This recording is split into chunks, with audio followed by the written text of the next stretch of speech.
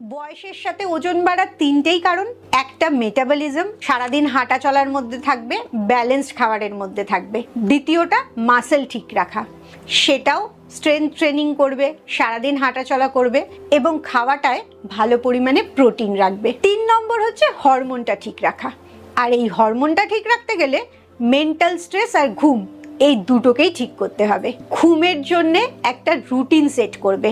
ঘুমটা রোজ যেন 7 থেকে 9 ঘন্টার মধ্যে হয়, মাঝখানে কোনো ব্রেক দিলে চলবে না। অনেকেই ভাবে রাত্রে ঘুম কম হচ্ছে, দুপুরে ঘুমিয়ে নেব, সেটা করলে হবে না। একটানা রাত্রিবেলায় 7 ঘন্টার থেকে 9 ঘন্টা ঘুমাতে হবে। আর মেন্টাল স্ট্রেসটা ঠিক রাখার জন্যে ব্রিদিং এক্সারসাইজ করবে। মেডিটেশন যারা করতে ভালোবাসো তারা মেডিটেশন করবে, কিংবা আমার গ্র্যাটিটিউড প্র্যাকটিস কোর্সও জয়েন করতে পারো। গ্র্যাটিটিউড প্র্যাকটিস কোর্সটা লাইফ টাইম কোর্স।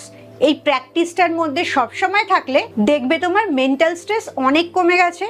তুমি টেনশন স্ট্রেসের যে সিচুয়েশন তৈরি হয় সেই সময়গুলোকে অনেক সুন্দর করে কন্ট্রোল করতে পেরেছো।